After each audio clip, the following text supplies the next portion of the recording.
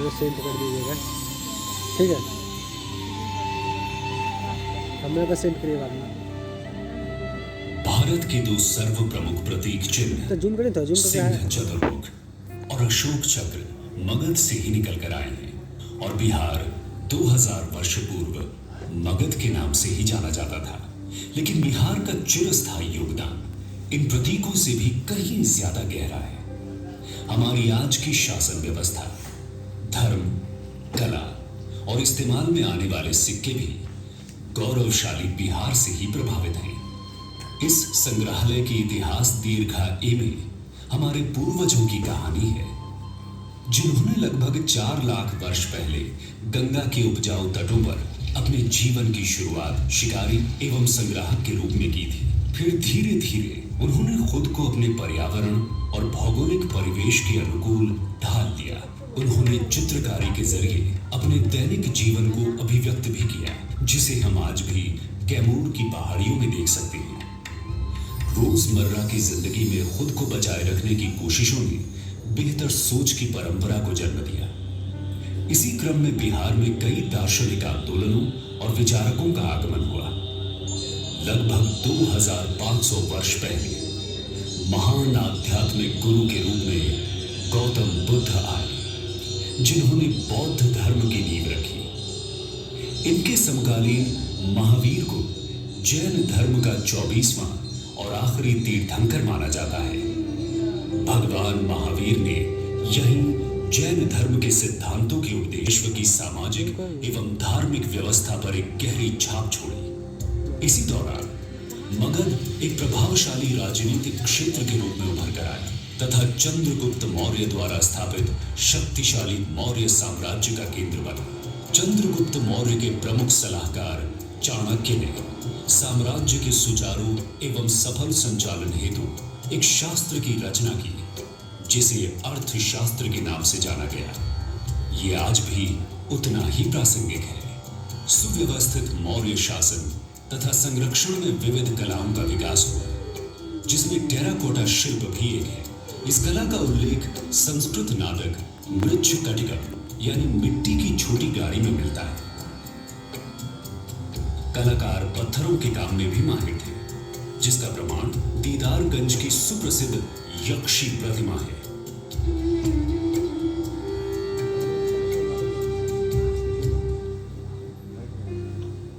वर्तमान पटना के कुम्हरार नामक स्थल पर खुदाई के क्रम में एक 80 स्तंभों वाला सभागार प्रकाश में आया है। ये मौर्यकालीन वास्तुकला के लकड़ी से पत्थर की ओर विकास को दर्शाता है। आगे जाकर सम्राट चंद्रगुप्त के पौत्र सम्राट अशोक के कारण बिहार के इतिहास में एक उल्लेखनीय परिवर्तन हुआ। सम्राट अशोक कलिंग युद्ध में विजयी होकर भी निराशा और ग्लानि में डूब गए। युद्ध में हुए रक्तपात के कारण उन्हें एहसास हुआ कि हिंसा निरर्थक है। इस कारण उन्होंने बौद्ध धर्म अपनाया और उसके सिद्धांतों का प्रचार प्रसार अपने साम्राज्य के अतिरिक्त बाहरी प्रदेशों में भी किया। अशोक ने अपने पूरे साम्राज्य में शिलालेखों पर समाज कल्याण के आदर्शों को अंकित करवाया। बराबर पहाड़ियों की गुफाओं में पाए गए शिलालेख अशोक द्वारा जैन धर्म तथा अन्य छोटे समुदायों जैसे आजीविक को दिए गए संरक्षण को प्रदर्शित करते हैं।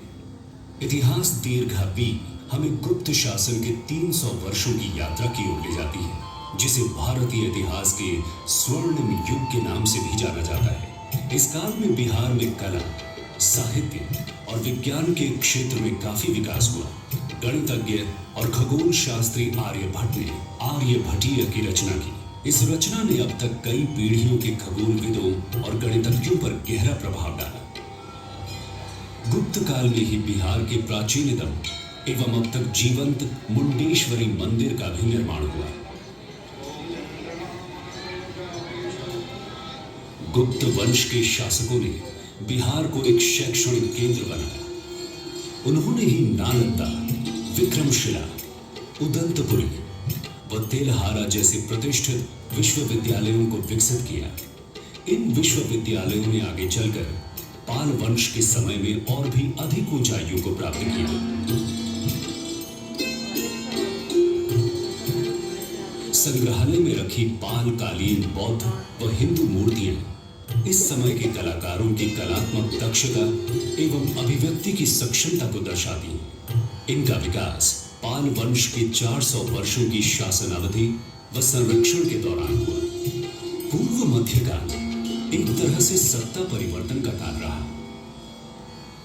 इतिहास दीर्घा सी ये दर्शाती है कि किस तरह बिहार ने इस अशांत समय में भी अपनी सामरिक नीति की महत्ता को बनाए रखा। 16वीं शताब्दी में शेर शाह सूरी ने अपने अधीनस्थ क्षेत्रों पर सुव्यवस्थित प्रशासन चलाया। अपने 5 वर्ष के संक्षिप्त शासनकाल के दौरान विभिन्न व्यापार मार्गों को जोड़कर शेर शाह सूरी ने सड़क ए आजम बनाई, जिसे आज ग्रैंड ट्रंक रोड कहा जाता है। शेर शाह सूरी ने ही उस समय रुपया नामक मुद्रा का प्रचलन शुरू किया, जो वर्तमान मुद्रा रुपया का पूर्व रूप था। शेर शाह सूरी द्वारा सासाराम में बनवाया शानदार मकबरा उनकी चिरस्थायी विरासत की गवाही देता है। सूरी वंश के पतन के बाद भारत के उत्तरी भाग में मुगलों का वर्चस्व कायम हुआ। बादशाह अकबर के शासन के समय बिहार मुगलों के 12 मुख्य प्रांतों में से एक में गिना जाने लगा।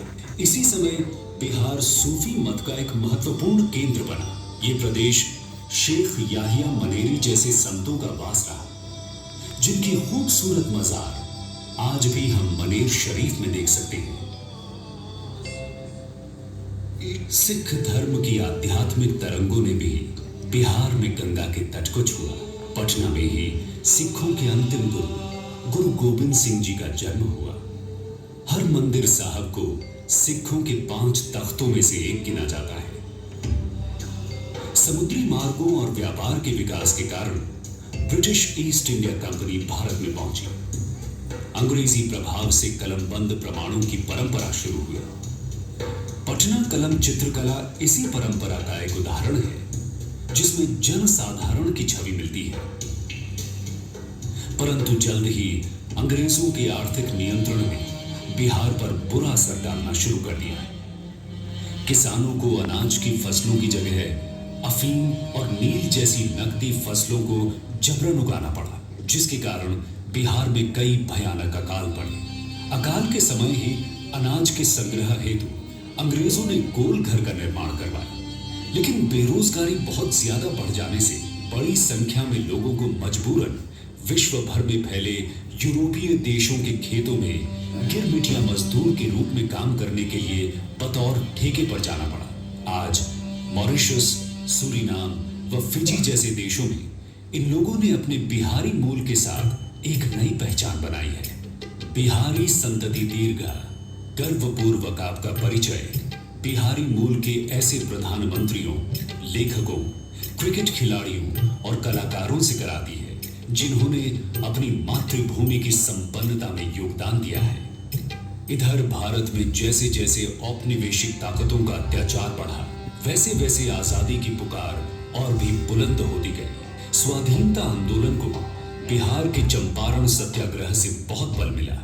इसकी शुरुआत किसी और ने नहीं, स्वयं मोहनदास करमचंद गांधी ने की थी। भारत का सबसे पहला सविनय अवज्ञा आंदोलन गांधी जी ने ही शुरू किया, जिसने भारतीयों की एक संपूर्ण पीढ़ी को स्वाधीनता की लड़ाई के लिए प्रेरित किया और अंततः 15 अगस्त 1947 को भारत को स्वतंत्रता प्राप्त हुई।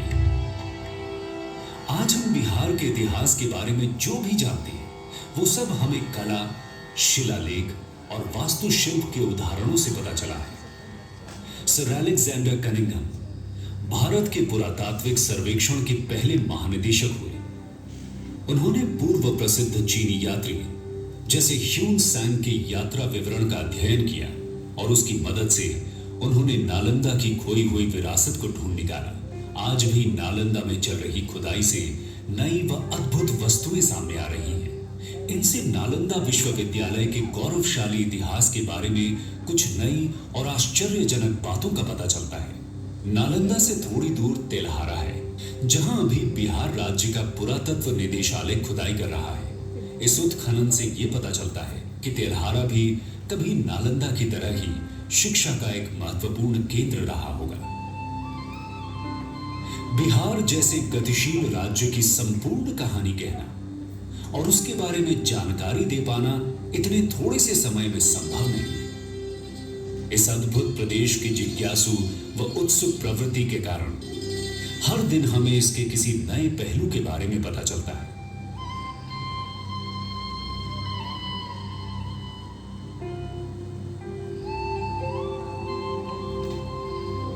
बिहार संग्रहालय इस प्रदेश की समृद्ध विरासत और यहाँ के स्वाभिमान और अनुकरणीय स्वभाव की मानसिकता को सलाम करता है। आइए बिहार संग्रहालय में आकर बिहार के महानतम ऐतिहासिक क्षणों का अनुभव करें।